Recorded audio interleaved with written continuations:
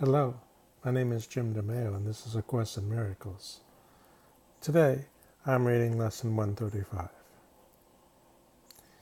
This lesson addresses the most human aspect of who we are. We're fearful creatures.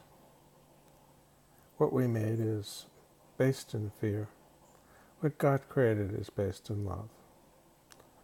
Our human behavior takes place by way of defending ourselves. This is what he addressed from metaphysics in this lesson. If I defend myself, I am attacked. Who would defend himself unless he thought he were attacked? That the attack were real, and that his own defense could save himself. And herein lies the folly of defense. It gives illusions full reality, and then attempts to handle them as real. It adds illusions to illusions, thus making correction doubly difficult. And it is this you do when you attempt to plan the future, activate the past, or organize the present as you wish. You operate from the belief you must protect yourself from what is happening, because it must contain what threatens you. A sense of threat is an acknowledgement of an inherent weakness, a belief that there is danger, which has power to call on you to make appropriate defense.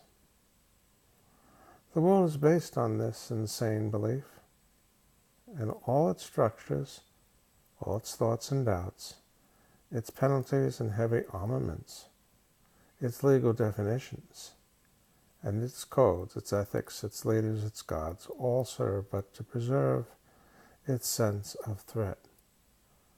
For no one walks the world in armature, but must have terror striking at his heart.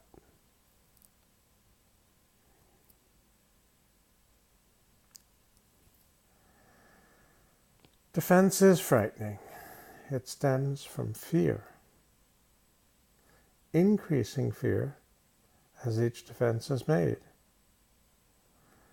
You think it offers safety, yet it speaks of fear made real and terror justified.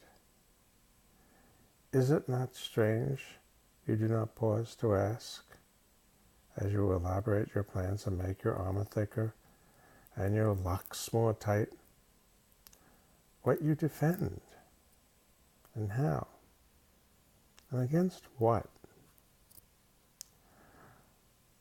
Let us consider first what you defend. It must be something that is very weak and easily assaulted. It must be something made easy prey, unable to protect itself and needing your defense. What but the body has such frailty that constant care and watchful deep concern are needful to protect its little life?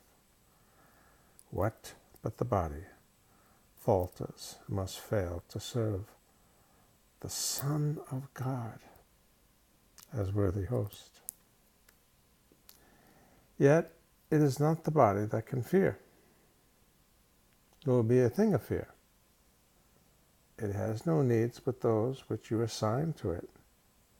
It needs no complicated health structures of defense, no health-inducing medicine, no care, and no concern at all. Concern its life, defend its life, or give it gifts to make it beautiful, or walls to make it safe. And you but say your home is open to the thief of time, corruptible and crumbling. So unsafe it must be guarded with your very life. Remembering who you are is really the way to preserve and take care of the body. Defenses provide what he just described. Is not this picture fearful? Can you be at peace with such a concept of your home? Yet what endowed the body with the right to serve you thus, except your own belief? It is your mind which gave the body all the functions that you see in it, and see its value far beyond a little pile of dust and water. Who would make defense of something that he recognized as this? The body is in need of no defense. This cannot be too often emphasized. It will be strong and healthy if the mind does not abuse it by assigning it to roles it cannot fulfill, to purposes beyond its scope, and to exalted aims which it cannot accomplish. Such attempts, ridiculous yet deeply cherished, are the sources for the many mad attacks you make upon it. For it seems to fail your hopes, your needs, your vows, your dreams.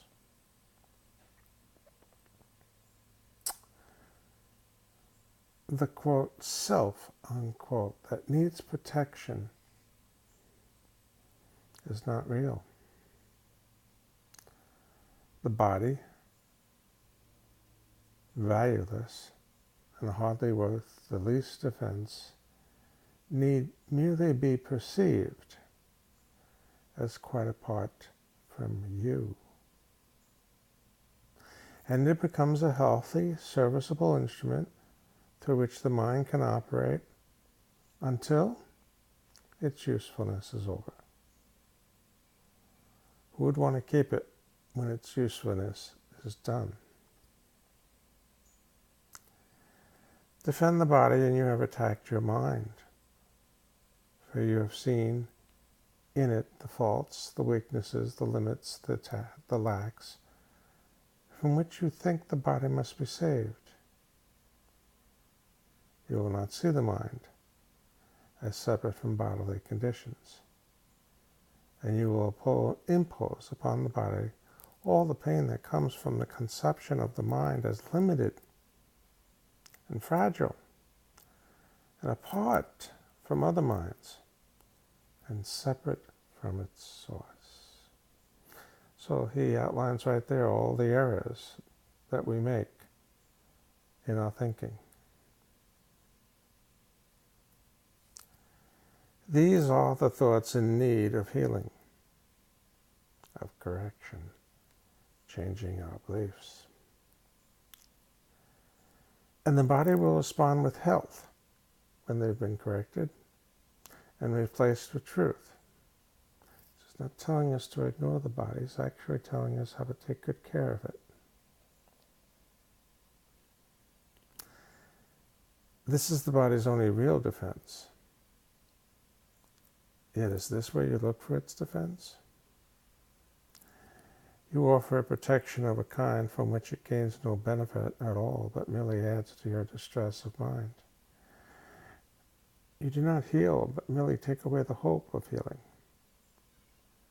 For you fail to see where hope must lie if it be meaningful. Connection, unity of creation. A healed mind does not plan. It carries out the plans that it receives through listening to wisdom that is not its own. You ever spend your day just listening and following the directions? It's a great day.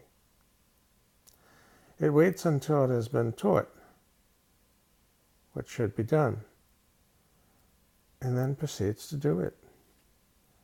It does not depend upon itself anything except its adequacy to fulfill the plans assigned to it. The next right thing, as someone in our group often says.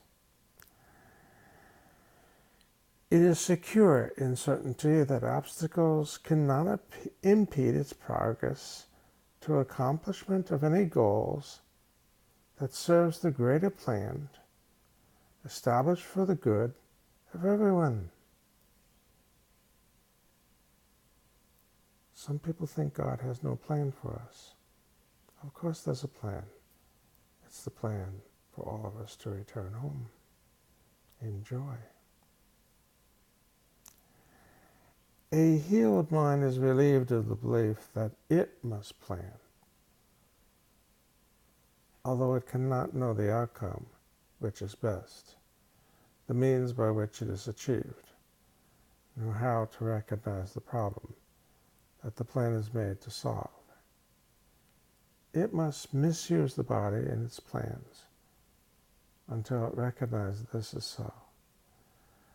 But when it has accepted this as true, then it is healed and lets the body go, finishing our part in the plan.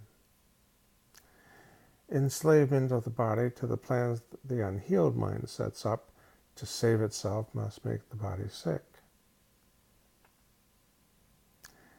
It is not free to be the means of helping in a plan which far exceeds its own protection and which needs its service for a little while.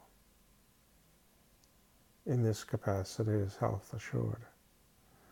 For everything the mind employs for this will function flawlessly with the strength that has been given it and cannot fail. It is perhaps not easy to perceive that self-initiated plans are but defenses, with the purpose all of them were made to realize. They are the means by which a frightened mind will undertake its own protection at the cost of truth. This is not difficult to realize in some forms which these self-deceptions take, where the denial of reality is very obvious. Yet planning is not often recognized as a defense. I recall John Lennon saying, "Life is what happens when we're planning other things." The mind engaged in planning for itself is occupied in setting up control of future happenings. It does not think that it will be provided for unless it makes its own provisions. Time becomes a future emphasis to be controlled by learning and experience obtained from past events and previous beliefs. It overlooks the present, for it rests on the idea the past is taught enough to let the mind direct its future course. The mind that plans is thus refusing to allow for change. What it has learned before becomes the basis for its future goals. Its past experience directs its choice of what will happen, and it does not see that here and now is everything it needs to guarantee a future quite unlike the past, without a continuity of any old ideas and sick beliefs. Anticipation plays no part at all, for present confidence directs the way. Defenses are the plans you undertake to make against the truth. Their aim is to select what you approve and disregard what you consider incompatible with your beliefs of your reality. Yet what remains is meaningless indeed, for is your reality, that is the threat which your defenses would attack, obscure, take apart, and crucify. What could you not accept if you but knew that everything that happens, all events past, present, and to come, are gently planned by one capital O, whose capital W only purpose is your good?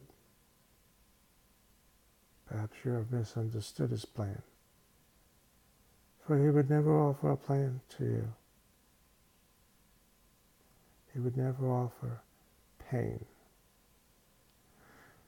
But your defenses did not let you see his loving blessing shine in every step you ever took, while you made plans for death.